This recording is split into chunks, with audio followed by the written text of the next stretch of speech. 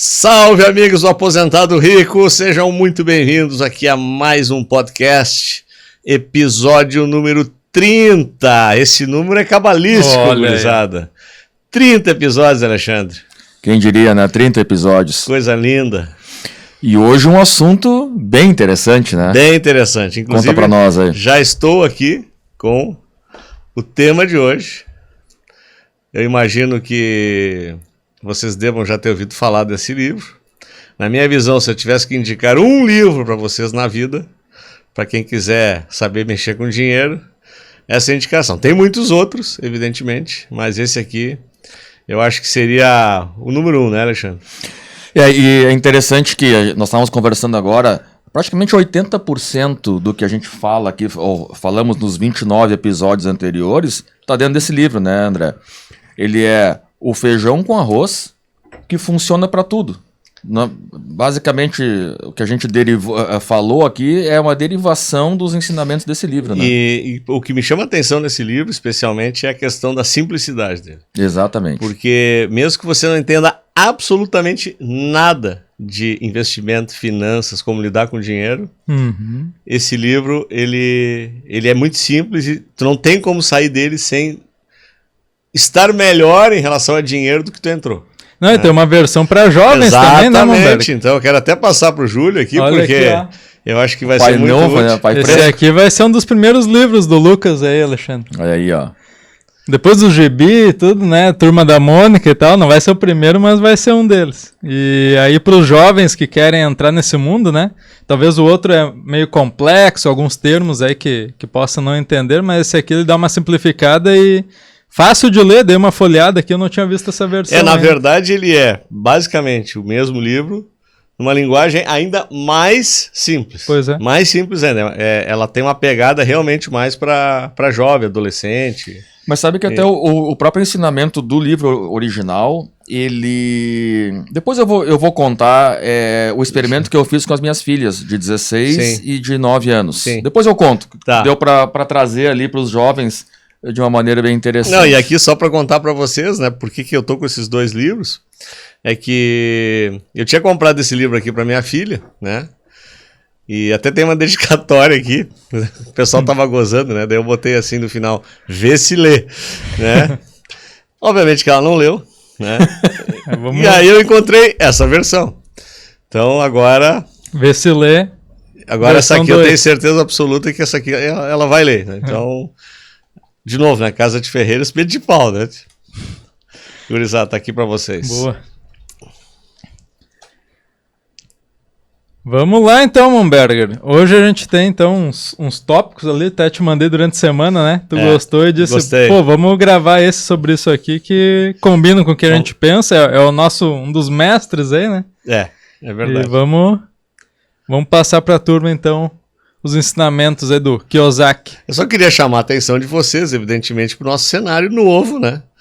Mais um, vocês, quem tem acompanhado os episódios anteriores, é o quarto cenário diferente, né? Então estamos no quarto episódio da nova temporada, cada episódio com um novo cenário, e depois nós vamos colocar para vocês decidirem qual é o cenário que vai ser o que a gente segue durante o ano, né? Esse aqui é meio Jô Soares, não estava dizendo antes? Né? Daqui a pouco a gente transforma no Jô Soares. Isso aqui já não é mais podcast, é um talk show. Agora, uma entrevista, um negócio assim. É o nome que a gente quiser dar, né? É nosso.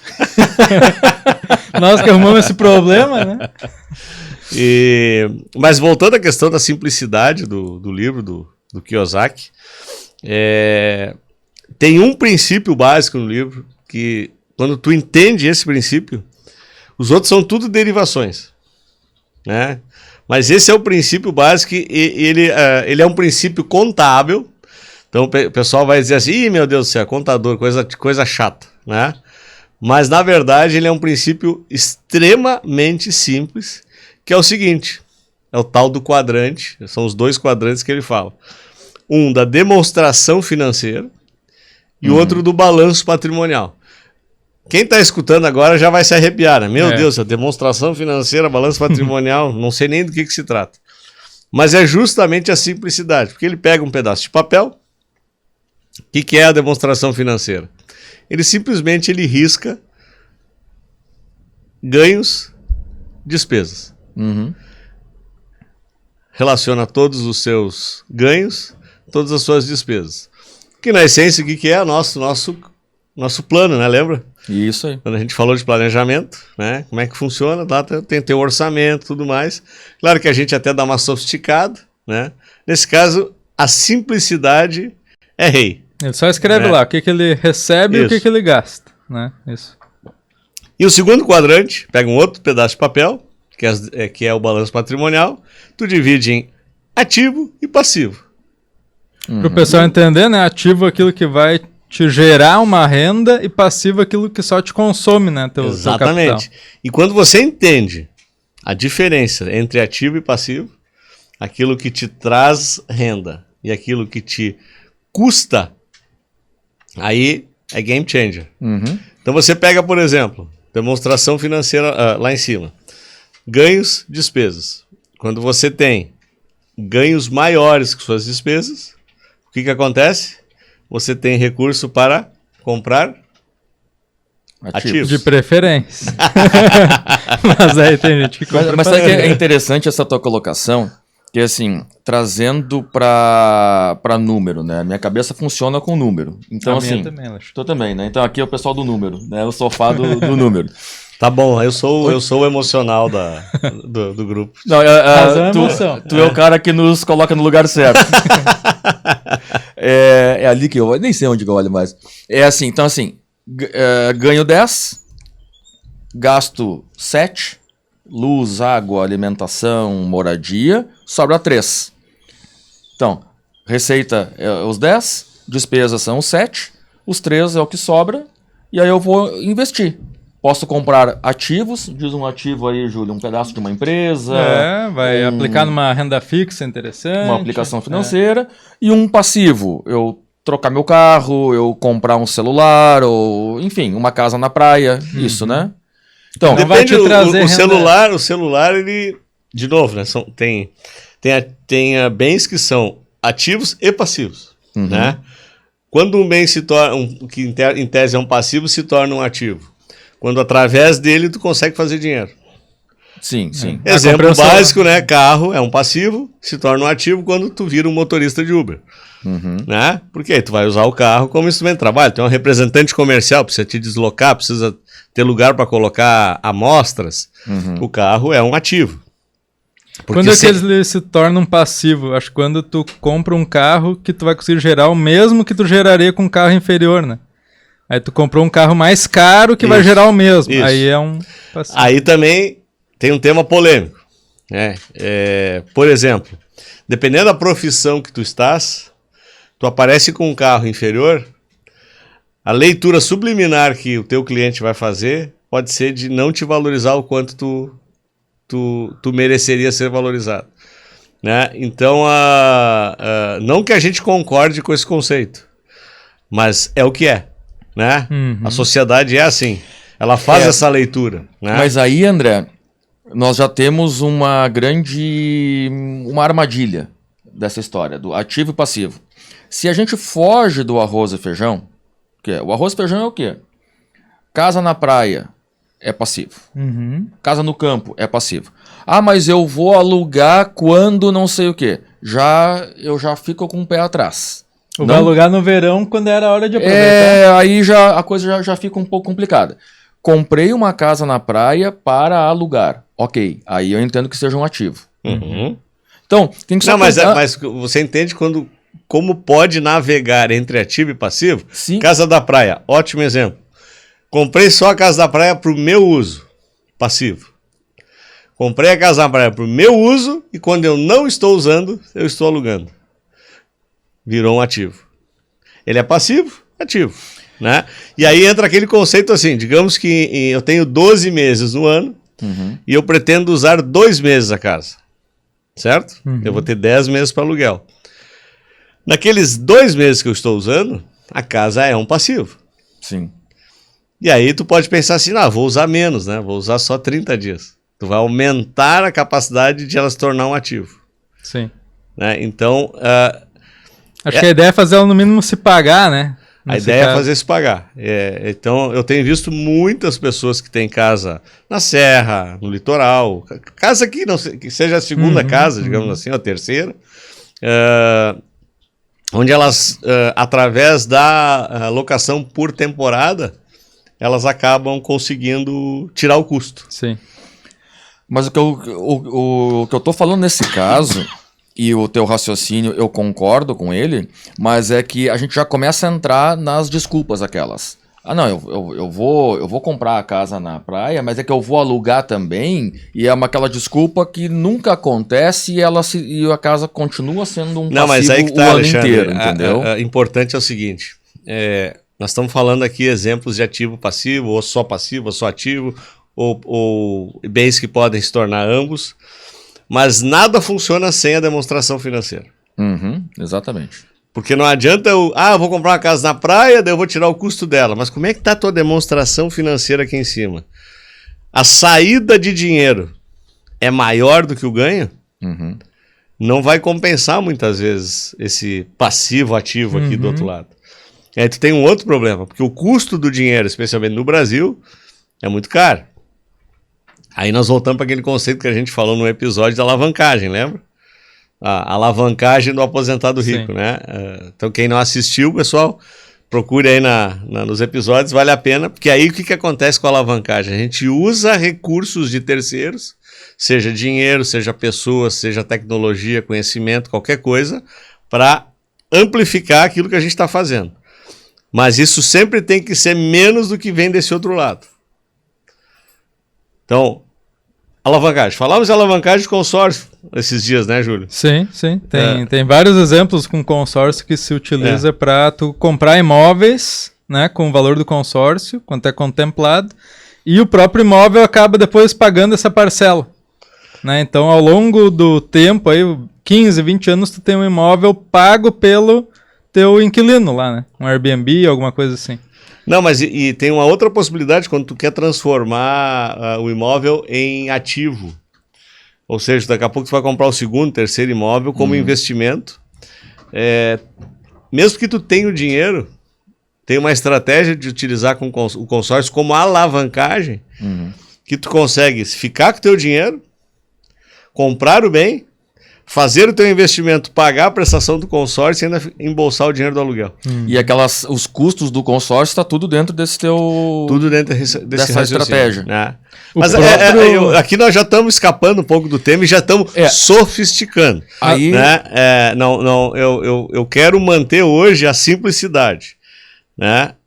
Porque o Pai Rico e o Pai Pobre é um livro da simplicidade. Aqui nós já estamos indo para Mas só complementando, né? Nessa parte de alavancagem, o próprio Kiyosaki, Monberger, ele tem 1,1 bilhão de dólares em dívida hoje. Né? Só que não é aquela dívida, o cara está devendo dinheiro. Ele fez uma dívida pensada, né? Onde ele comprou ativos e os ativos dele pagam essa dívida. Então ele tem que pagar lá 50 milhões por ano de prestação sobre esse 1 bi de dólares. Né? E os ativos dele, os imóveis, ele tem mais de 1.000 imóveis hoje. E esses ativos pagam essa prestação todo ano. Né? Então é uma dívida pensada. Porque o pessoal vai, o Kiyosaki que nos ensinou tem 1 bilhão de dívida, né? Só que é uma dívida boa, nesse caso. Ele fala de dívida boa no livro também. Sim. Né?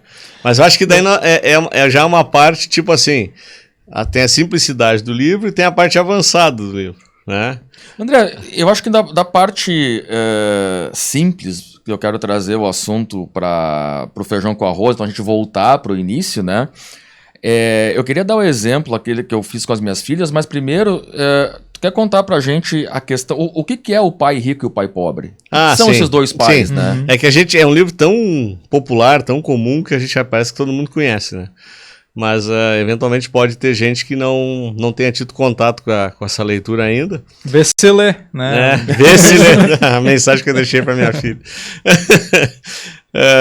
O que acontece? O Robert, quando ele era adolescente, ele vivia no Havaí, e ele era filho de uma família de classe média, onde os pais eram, acho que a mãe professora e o pai funcionário público.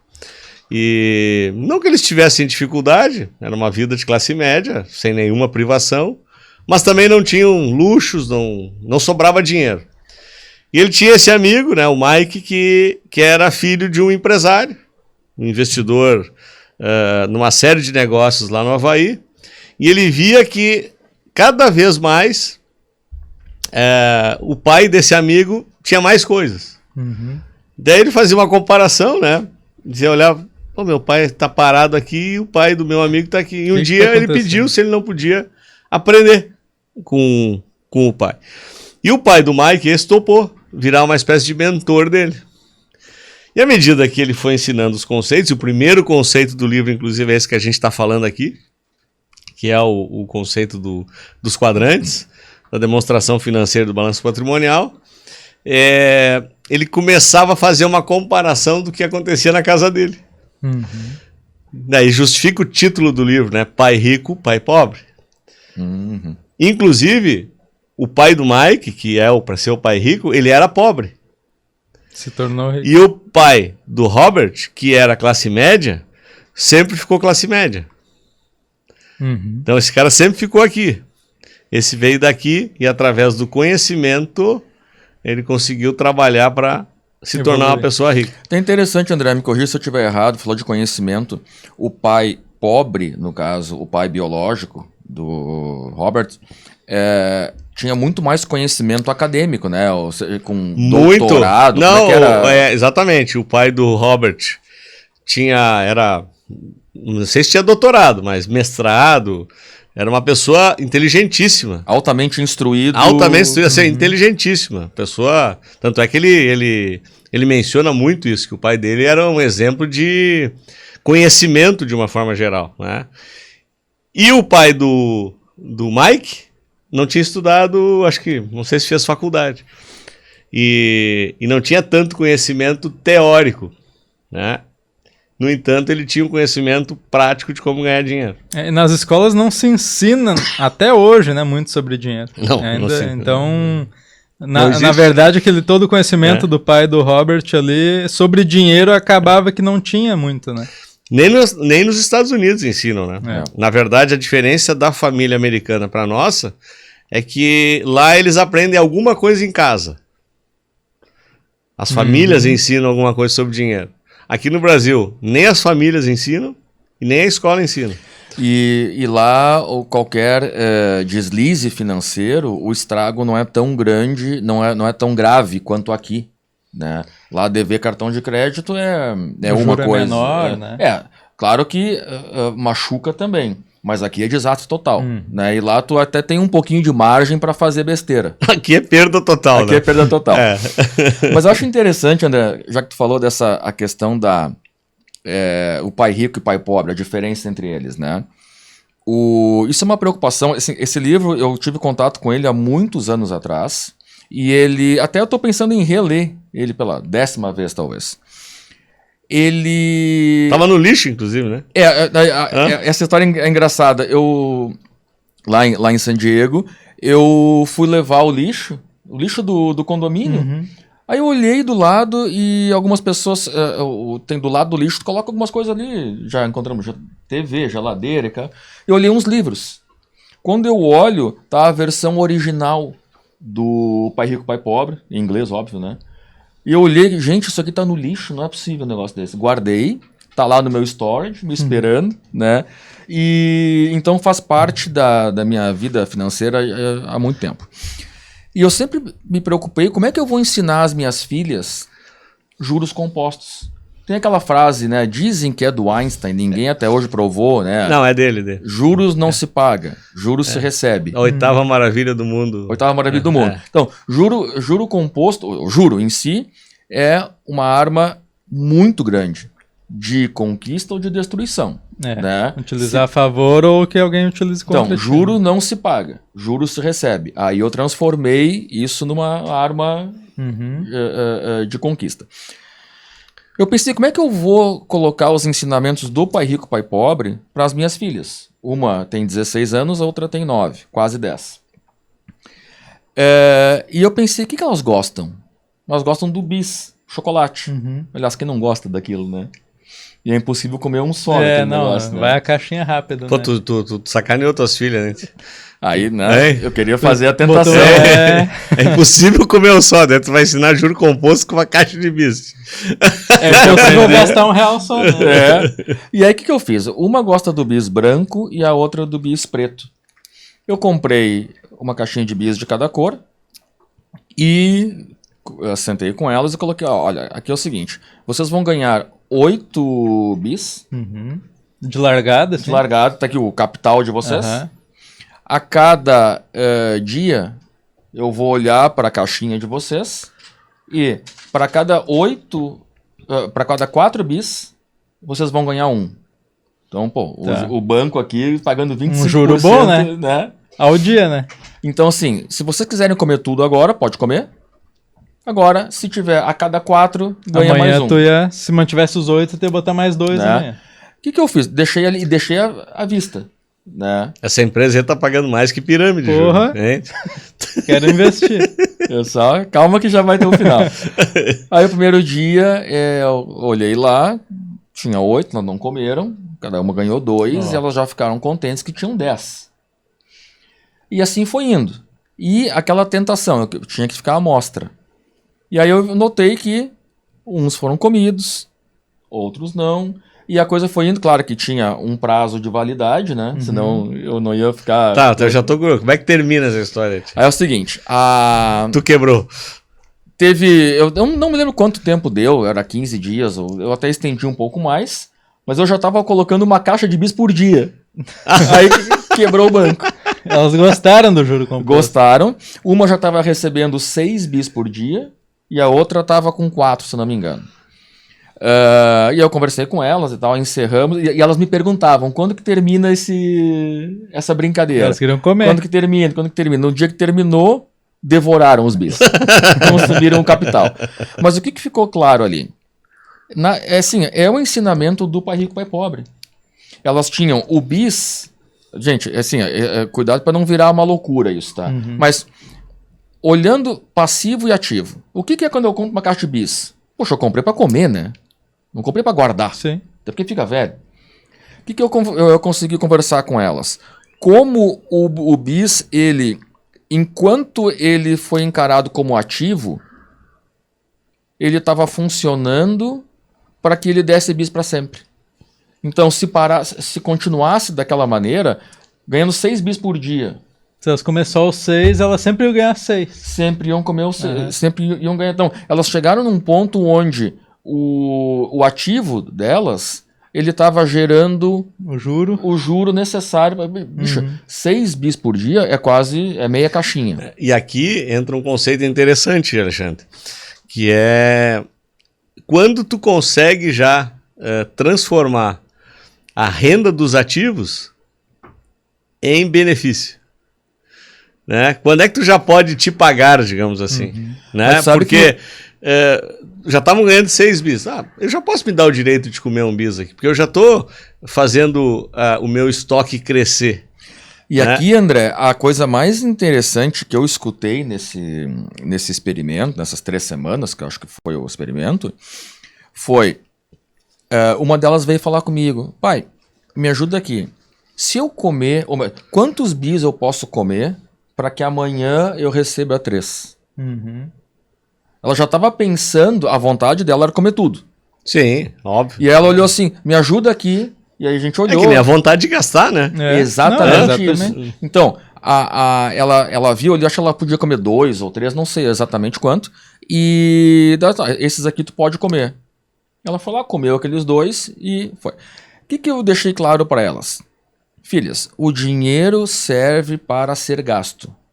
Ponto. Uhum. Só que a gente tem que ter respeito por ele. Se eu gastar todo ele primeiro, eu não vou ter os bis todo dia. Então, para que ele sirva, para que o dinheiro possa ser gasto, possa cumprir o seu papel, eu só tenho que trabalhar ele um pouquinho diferente. E a hora que eu faço, daí eu comentei, para dia 16, né? Ela começou a trabalhar, ela tem um dinheiro e ela já veio para mim e já falou, pai, do que eu vou ganhar, o que eu faço? Ela veio com a proposta.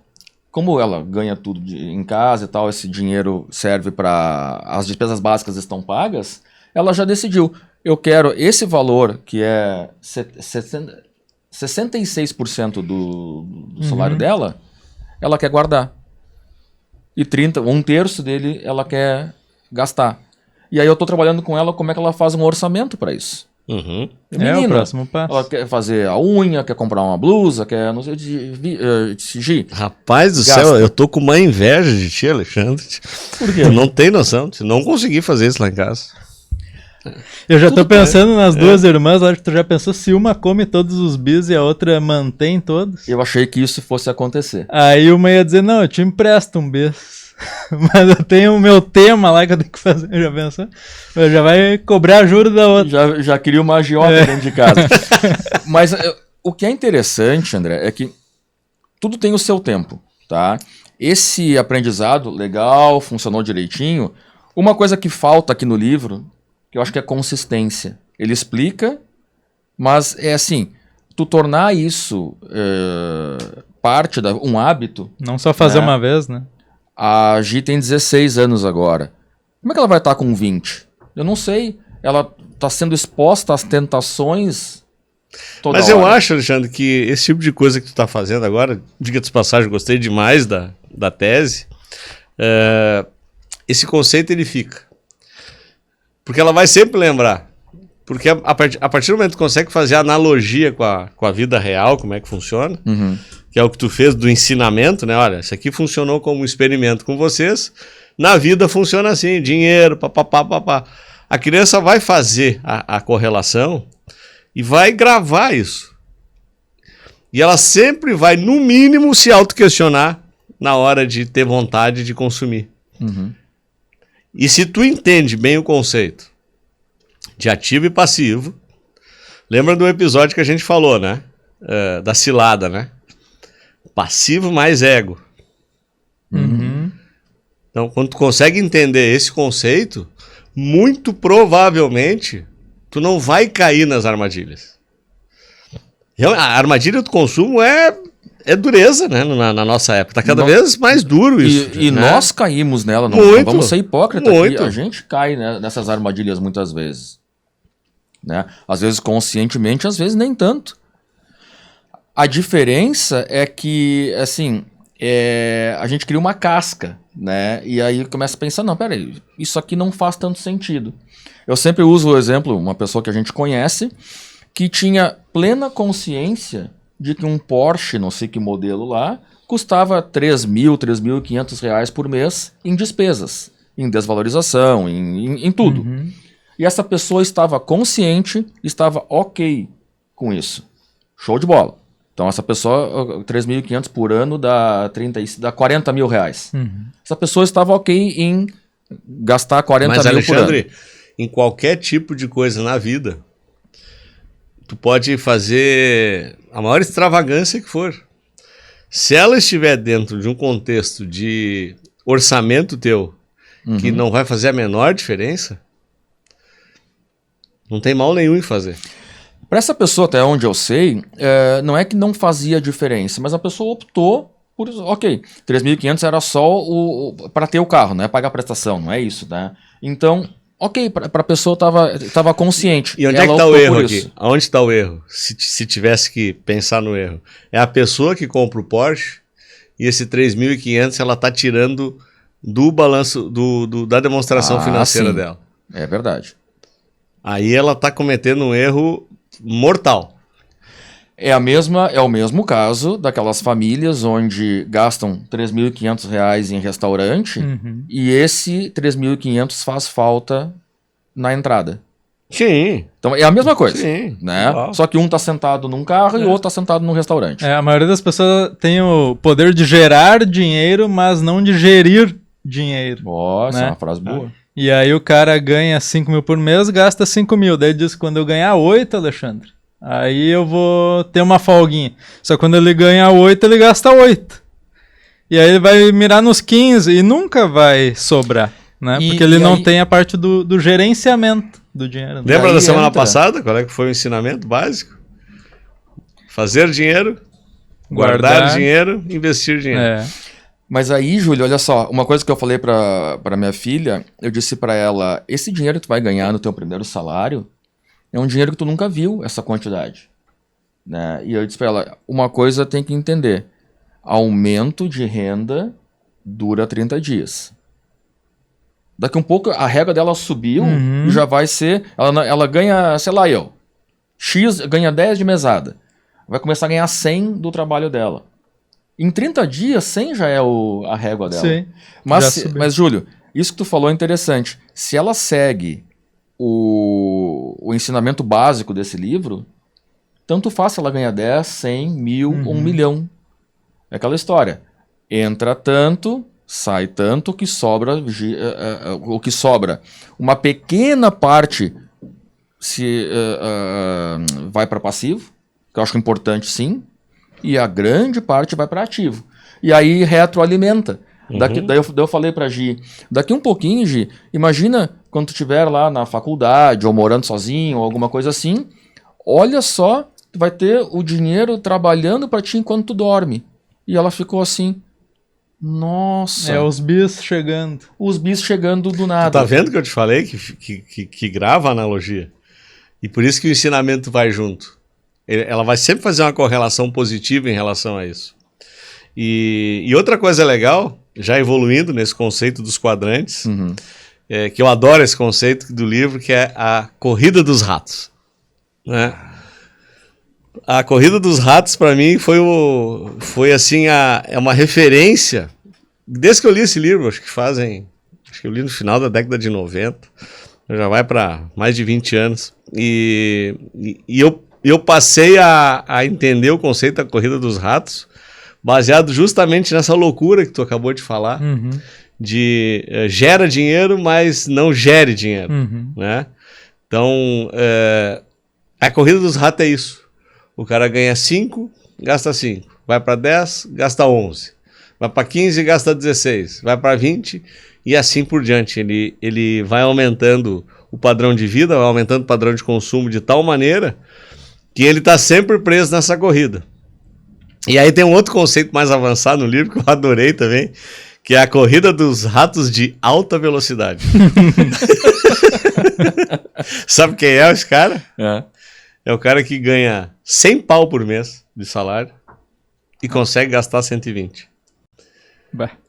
É o cara que ganha 1 milhão, 1,5 milhão por ano, seja de que tipo de receita, e tá devendo dinheiro. Esse é o que gera e não gere. Né? Esse é o cara que corre a corrida dos ratos de alta velocidade. E tá cheio. A gente, quando começa a tomar contato, bom, meu Deus do céu, essa pessoa podia estar num outro estágio, mas, no entanto, não sabe gerir e está sempre perdida em relação ao recurso. E sabe que é uma coisa interessante, porque essa pessoa está colocando fora a qualidade. Qualidade de investimento, qualidade de vida, qualidade de tempo, é qualidade que ela está colocando fora. Então, pense assim, se fizer a coisa certa, já é difícil. Né? A gente está falando de uma coisa que não é simples, até nós comentávamos aqui antes, né?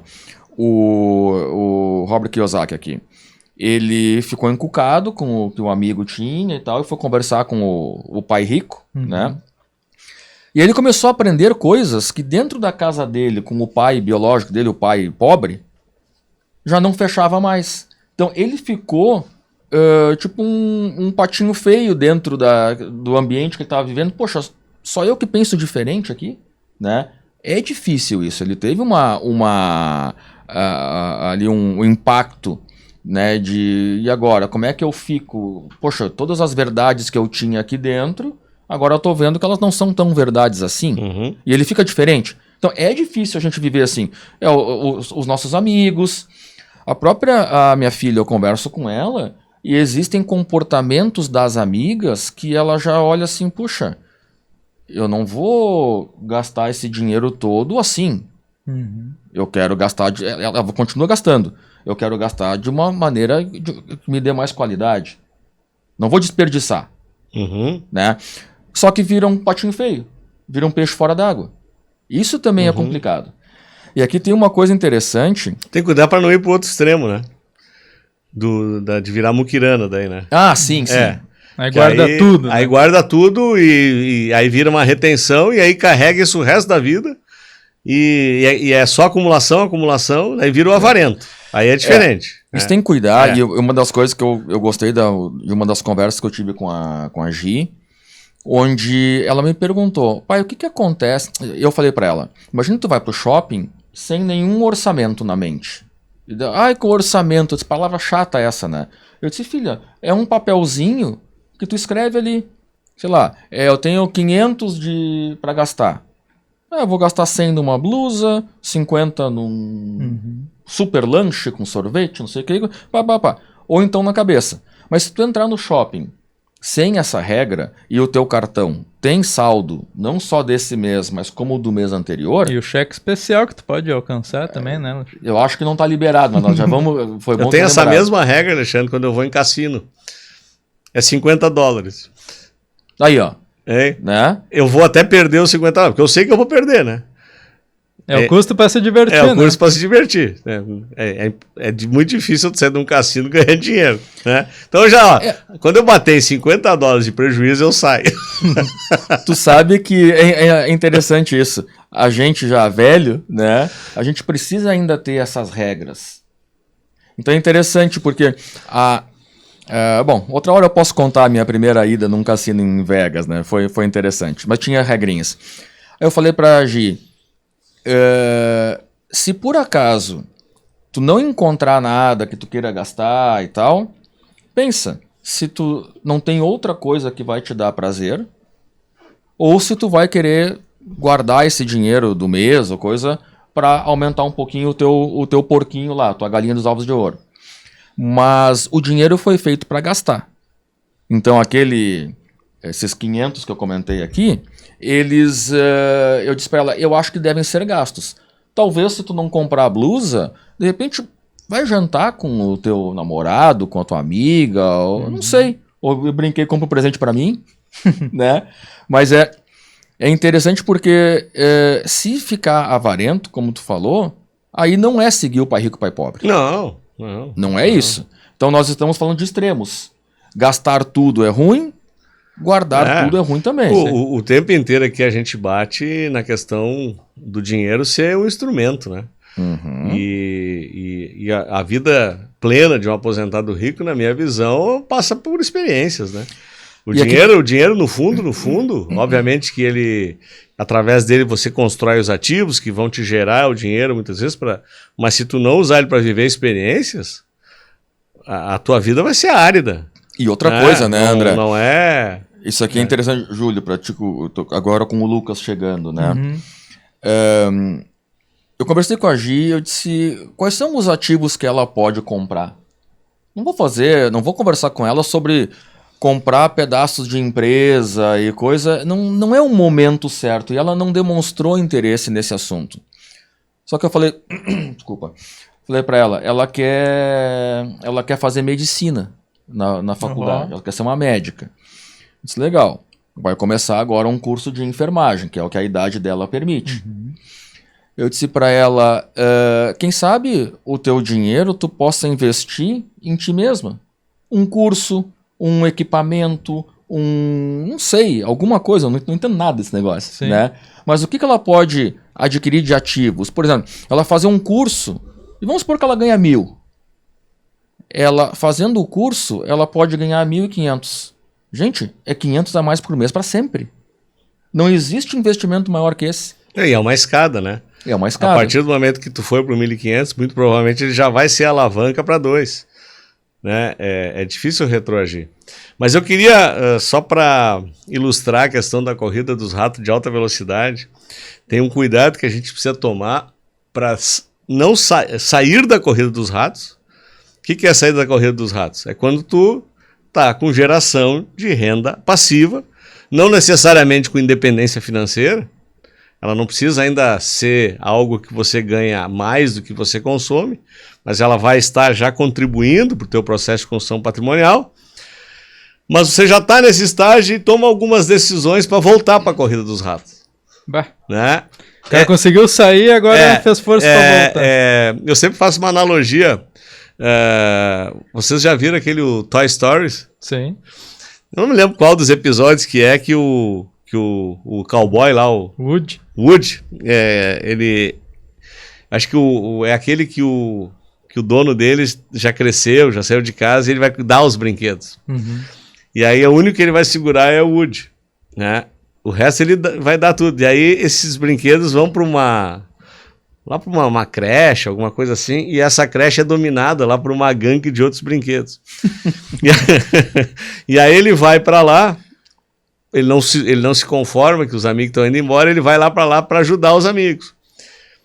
E aí ele consegue, acho que são 2 ou 3 que ele consegue tirar de lá.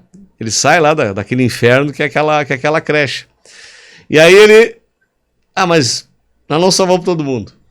Ele vai e volta lá pro inferno pra resgatar. Daí ele já estava livre daquela confusão, ele foi lá e voltou de novo. Né? Claro que ali por uma boa razão, né? Ele queria salvar os amigos dele. Mas quando a pessoa volta para dentro da corrida dos ratos, é muitas vezes uns negócios meio insano. Eu tenho um caso de um cliente meu lá do interior de São Paulo, e nós estávamos conversando esses dias, ele estava me contando um pouco da história dele. Ele admite as cagadas, né? Ele era sócio num negócio. Na verdade, eles herdaram, ele e o primo herdaram dos pais. Eram 2 irmãos, né? Tinham um negócio, fundaram. Os 2 herdaram. Tinham visões diferentes de negócio e o primo fez uma proposta para ele. Para fazer uma separação, porque eram unidades diferentes de negócio. Tu fica com essa, eu fico com essa. E eu quero ficar com o prédio. Eu vou comprar o prédio de ti. E na época o prédio valia algo na faixa, sei lá, de uns 2 milhões de reais. E o primo foi lá e bancou os 2 milhões de reais. E aí, ao invés de ele pegar o negócio dele, alugar um outro lugar, o que ele fez? Sede própria. Construir a sede. A famosa sede própria. Que foi orçada em 1,5 milhão. Não preciso dizer em quanto terminou. Né? Terminou em mais de 3 milhões. O que aconteceu aqui? Ele não só gastou todo o dinheiro que ele recebeu, como ele teve que se endividar com mais 1 milhão para terminar a sede dele. Sede, por mais honroso que seja, por mais bacana, essa é a minha sede e tal, é um passivo, gente. Sim. Por que boa parte das grandes redes de franchising só alugam? Elas não podem ter esse passivo no balanço. Né? Então a sede própria muitas vezes é uma ilusão. E aí, para completar a festa, ele morava numa boa casa e a esposa dele resolveu que eles tinham que reformar essa casa. Resumindo, enterrou mais 2 milhões na reforma da casa. Minha última reforma saiu 8 vezes mais cara que o orçamento. Né? Então, olha só a situação. Tu tinha 2 milhões de recursos na tua mão, que tu poderia ter transformado em capital de giro na tua empresa. Esse capital de giro na tua empresa muito provavelmente iria alavancar novos negócios ou mais receita. Ele transformou num passivo aqui na pessoa jurídica. Não satisfeito, ele alavancou negativamente no passivo da casa dele. Por quê? A casa onde a gente mora, minha gente, com todo respeito, é passivo. Tá? Por mais que ele diga, minha casa, não sei o que, papá, casa onde a gente mora é passivo puro. Né? Então ele pegou 2 passivão. Aí ele tem lá um patrimônio que vale, sei lá, 4 milhões aqui e aqui vale mais 4 milhões. Então ele tem hoje um patrimônio de 7, 8 milhões e não tem dinheiro, tem dívida. Sim. Dívida ruim, porque está em cima de passivo. Não, e se a PJ não está gerando, o cara quebra. Não, aí é que tá. E aí teve dificuldade de capital de giro na PJ. Sim. Então tu entende que era uma pessoa que estava fora da corrida dos ratos e voltou para a corrida dos ratos de alta velocidade. Se precisar de empréstimo, nenhum banco empresta dinheiro para esse cara. Mas aí é interessante, né, André, sem querer entrar em detalhes, mas eu tenho dúvidas se isso foi uma decisão errada, só uma decisão errada, ou uma execução errada também. Vamos supor que ele tivesse feito lá a sede própria dele e tivesse colocado só os 2 milhões que ele recebeu. Tá trocando A por B. É um bem da empresa. Vamos supor que esse bem até fosse para a pessoa física dele. Ele tem uma receita de um aluguel para uma empresa. Então, entende? O dinheiro fica em casa. Então, eu tenho até uma certa dúvida se foi só uma decisão errada, que se tu tem uma construção de 1,5, é certo que ela vai passar de 1,5, né? Ou talvez a execução. Eu acho que foi os dois até. Não, é os dois, Ele decidiu assim, errado e custou muito mais do que o previsto. Executou então, errado, porque é o seguinte, quando tu tem um valor de caixa robusto, que tu pode utilizar por uma série de coisas na tua empresa, para fazer ela gerar mais dinheiro, e tu usa ela para transformar num passivo, é uma decisão errada sempre. Vou construir a sede própria. Olha, não tem nada, pode construir a sede própria. Quando esse dinheiro não vai prejudicar o teu negócio, não vai fazer cócega no teu negócio. Né? A Apple construiu lá a cidade aquela. Fez cócega no balanço da Apple? Nem viram a conta. Nem viram a conta. Né? É diferente, né, de uma coisa onde tu tem um negócio pequeno, onde aquele dinheiro ele é chave para a manutenção do teu negócio e tu enterra em tijolo. Em tijolo que não vai te gerar receita. Esse é o problema. Mas é a minha sede, a minha empresa está lá. O aluguel vai te gerar a mesma receita. Né? Tu vai estar num lugar... não vai perder a liquidez, né? E não perde a liquidez. E, gente, qualquer professor de faculdade, de contabilidade, de gestão financeira, qual é a palavra que ele usa? O caixa é o quê? Rei. O caixa é rei. E aqui, André, eu estava folheando aqui o livro agora, enquanto tu falava, e tem uma parte importante, que eu não me lembrava, não estava bem nítido para mim, e eu vou até reler essa parte primeiro, que é o quanto os impostos impactam no nosso ativo e passivo, enfim. Eu ouvi de eu não me lembro quem era agora, o cara falando do mercado americano, e aqui é muito parecido, até aqui é mais. Ele brincou assim, o rico não paga imposto, né? E aí o cara colocou uma situação que aqui no Brasil é bem, bem grave, né? Como o imposto ele está baseado praticamente em consumo, pega... Consumo e renda, né? Consumo e renda, né? Mas tu pega assim, as famílias pobres, que a renda é baixa e o consumo é alto. Elas pagam, nós pagamos imposto sobre o consumo. Eu ganho 5. Eu vou consumir os 5. Então toda a minha renda é tributada. Agora, eu ganho 50 e eu consumo 20, dos 30 eu não estou consumindo. Ao invés de ser tributado, eu vou tributar a renda, né? Mas não tributo como consumo e eu posso fazer isso virar ativo. Então uma das coisas que o Robert fala aqui aí já seria sair um pouquinho do feijão com arroz, mas ainda bem perto dele. Quanto as minhas decisões de ativo, passivo, de alocação de renda, elas vão impactar em termos de impostos. Então, aquela coisa os investimentos onde eu faço aplicação e eu não vou e eu só vou pagar imposto no final, no saque. Ou aquelas em que eu pago mensalmente. Tudo isso tem um certo impacto. No livro, Alexandre, a realidade é um pouquinho diferente da realidade brasileira, porque lá nos Estados Unidos eles têm um modelo muito inteligente, que eles cobram muito dinheiro da pessoa física e cobram muito pouco dinheiro da pessoa jurídica. Especialmente a pessoa jurídica que reinveste o recurso no crescimento. Então eles criaram uma roda positiva de obrigação de crescer o tempo inteiro. Porque teu imposto de renda, se tu reinveste ele, o teu imposto apagado sobre o teu lucro, se tu reinveste ele, tu tem uma série de diferimentos tributários lá nos Estados Unidos.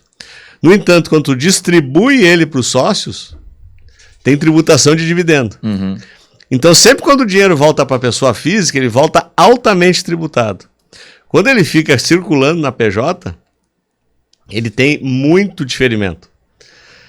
É um modelo interessantíssimo, né? O modelo americano no sentido de impostos. Então, o que acontece? Tu está sempre incentivado a ter PJ. Talvez isso comece Né? aqui se rolar a tributação dos dividendos que está aí para... Sim, existe na reforma tributária atual que está rolando no Brasil, existe uma intencionalidade de melhorar isso no Brasil, né? E o que acontece, por exemplo, no caso lá das casas que a gente está investindo? O imposto de transmissão na pessoa física é 50%. Sim.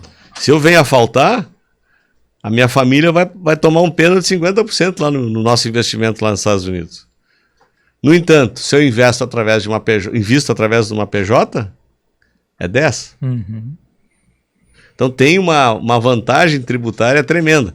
E no livro ele fala mais disso. Então, talvez seja a parte mais complexa do livro para quem não manja muito dessa questão no Brasil, porque ele não vai ter a base de comparação. O nosso sistema tributário é completamente diferente aqui, né? Então, o que ele ensina no livro é navegar no modelo americano. Mas tu sabe que, mesmo assim, mesmo trazendo para a realidade brasileira, como a gente é altamente tributado em consumo, a gente é bem tributado em renda e consumo, né? Isso é bem. Mas é mais um incentivo para a gente limitar o consumo. Quanto mais eu puder ficar em ativos, melhor. O caso americano. Pô, faz todo sentido, né? Eu tenho 1.000 de lucro. Se eu distribuir para física, para investir, eu só vou ficar com 800. Então deixa os 1.000 lá rendendo. Reinveste na empresa. Daqui um pouco, né, assim, vou pagar o tio Sam só depois. Por que o Facebook levou 20 anos para pagar o primeiro dividendo agora, nesse trimestre agora, saiu o primeiro dividendo após 20 anos? Por que tu imagina isso, Alexandre? Eles não sabem o que estão fazendo. Todo reinvestido. Só que agora chegou num patamar tal que... Sim. Não tem mais nem o que fazer com o dinheiro. Então eles têm que começar a distribuir para os acionistas. Mas assim, de novo, né? Aquilo que eu falei, é o feijão com arroz um pouquinho espichado. Assim, a gente já está num item. Para chegar para isso virar um problema, eu preciso ter feito a primeira parte. Que é assim, o resumo desse negócio todo é gastar menos do que eu ganho e comprar ativos com o que sobra. Ponto. Mas não sei o que. No livro o Robert fala isso, né? Ele tem se tu aprender este conceito aqui, o resto é tudo penduricalho. Eu gostei aqui de um resumo que fizeram aqui, ó. Pai rico, pai pobre não ensina como enriquecer rapidamente. Trata de como se tornar responsável por sua vida financeira e aumentar a riqueza ao longo do tempo. Então não é para quem quer da noite pro dia, é um ensinamento que tu vai fazer com diligência, longo prazo, aquilo que a gente prega lá na empresa, né? E aí tu vai alcançar o sucesso. Gente, você sabe que aconteceu uma coisa bem interessante nesse final de semana, e eu acho que eu não contei aqui o desafio da corrida que eu participei, não falei. Mais uma, Alexandre? Tô virado nesse negócio. Tá fininho, aí. Hein? O meu grupo da corrida lá, eu sou um dos mais novinhos, não de idade, tá? Mas um dos mais recentes no grupo. Entendi. Um dos que corre mais iniciante, né? E tem gente, poxa, corre maratonas, ultramaratonas, triatlons e coisa mais. Teve um desafio onde seria premiado quem tivesse mais tempo de corrida durante 15 dias. Aí eu falei pro coach lá, eu disse, não tem como eu competir com esses caras. Poxa, os caras saem para correr 5 horas. Não tem como. Ele disse, tu tá menosprezando a consistência. Ele me falou isso. E aí ele disse, pensa bem sobre tu fazer menos com consistência. E foi o que eu fiz. Eu saí para correr todos os dias 1 hora. E fiz literalmente todo santo dia. Às vezes diminui o ritmo para aguentar 1 hora. Ritmo leve e tal. Teve um dia que eu não fui, que eu tava com o corpinho não aguentou, né? Mas o que aconteceu? Que eu acabei de falar. Eu sou um dos mais iniciantes do grupo. Tem gente competindo internacionalmente. Competindo. Eu tô só correndo. Sim. Tá? Eu fui o que ganhou o desafio. Olha aí. Pela consistência. Muito obrigado. Parabéns. Pela consistência. Então, eu não sou o mais rápido, eu não sou o que corre mais longe, eu não sou o mais magro. Tu não é o que ganha mais e nem o que gasta menos, na nossa analogia aqui. Eu não pego Tu pódio. é o que Eu faço, guarda um pouquinho todo mês. eu faço o feijão com arroz. Eu fiz, tá? O feijão com arroz com consistência. E deu certo. Tem uma frase que ilustra um pouco isso, né? É famosa ela. Pior do que ficar rico lentamente é ficar pobre rápido. Ó. Bem pior. Então, olha só, olha que interessante. Esse cara falou aqui, é exatamente isso. Se eu aprender essa regra do pai rico, pai pobre, eu não preciso ganhar milhões de dólares para ser rico. Não. Assim, ó, nós já, vários episódios aqui, a gente já fez conta de juro composto e a gente já provou matematicamente que diligência, disciplina, investimento, tu vai ficar, não tem? É calculatório isso. Fadada ser milionário. E tem uma coisa importante aqui que eu posso falar agora porque eu vivi na pele. Gente, sério, correr 15 dias, todos os dias, durante 1 hora, é um porre. É um saco. Porque tu corre devagar, um trotezinho. Às vezes, eu passando na frente de uma vitrine, coisa que tu espelha ali, eu acho, gente, o que é isso aqui? Parece que tá morrendo. É um trotezinho. Né? E aí, não é legal. Tu não conquista nada grandioso. Tu só vai ali e faz. Passa um cara correndo mais rápido que te Quantas vezes? Inclusive, eu fui ultrapassado 2 vezes por pessoas do grupo. Casualmente nos encontramos sem querer. Então, poupar, seguir o pai rico, pai pobre, é chato. É chato. Todo mês, um pouquinho ali. Principalmente no início, né? Que não dá aquele retorno. É um bicho, o cara Júlio, ganha. Deixa eu te fazer uma pergunta de um conceito que tem no livro. Que ele diz: poupadores são perdedores. O que o Robert quis dizer com isso? Poupador no sentido de tu guardar só o dinheiro e não investir ele bem, né? Tipo, tu usar a poupança, que hoje não paga quase nem a inflação, né? Agora tá pagando um pouquinho acima, mas historicamente muito ruim. Então, tu poupar e não investir no lugar certo, acaba não usando a sabedoria que ele ensina a teu favor, né? Então é o tripé aquele, né? Tu faz dinheiro, tu guarda dinheiro, mas falta a parte de investir tem que ser bem pensadinha. Aqui, tu não sabe investir. E eu sei de gente que pode ajudar as pessoas a investir, né? Não sei se tu conhece alguém, Alexandre. Por acaso vai aparecer aqui na tela. O Alexandre, inclusive, tá abrindo a conta da Gi, né? Sim, ela perguntou. Aí, ó. Não, me perguntou como é que eu faço. Nosso patrocinador aí, né? Master. Nosso patrocinador Master. Ó, isso é outra coisa, né? O que eu te pedi? Me dá o link, mandei pra ela. Deixa aberto já pra... Ela que resolve. Uhum. Daí ela me pediu ajuda para preencher os documentos, né? Mas é ela que tem que fazer. Sim. Eu sou só o cara eu sou o mentor. Apresenta, né? Para ela. Isso ainda vai ter que ser procurador, né? Porque no Brasil, até os 18 anos, a pessoa não pode investir sozinha. Responsável financeiro. Tem que ser o responsável financeiro dela. Muito bem, então serei. Se ela ficar devendo, vai cair no teu lá. Vai cair igual, né? Sendo ou não. Mas então assim, eu acho que o maior ensinamento, talvez o que falte no livro, é justamente explicar, assim, é chato, no início principalmente, né? Quando a gente planta uma sementinha lá na terra, poxa, fica quantos dias regando e não vê nada, né? Assim é o pai rico, pai pobre, mas a hora que começa a crescer, ninguém mais segura. Né? E aí tu pega gosto pelo negócio, né? Aquilo que a gente falou semana passada, né? Que o primeiro milhão é difícil, o segundo é inevitável, porque tu gosta do negócio e tu quer continuar crescendo. E o importante também, a gente já falou, se nós pegarmos pensamentos de vários episódios, em algum momento a gente já contextualizou boa parte do que é dito no livro, né? Mas o importante é essa organização. Porque se tu pega esse conceito básico ali dos quadrantes, tu começar a organizar o teu... receita, despesa. Tua receita, despesa e teu balanço patrimonial de ativo e passivo, tu consegue colocar um pouco de organização. Eu não quero que tu seja o rei das planilhas, faz aquela coisa complexa, nada disso. Simples, pode ser de um papel mesmo. Papel que tu traça lá os quadrantes e coloca.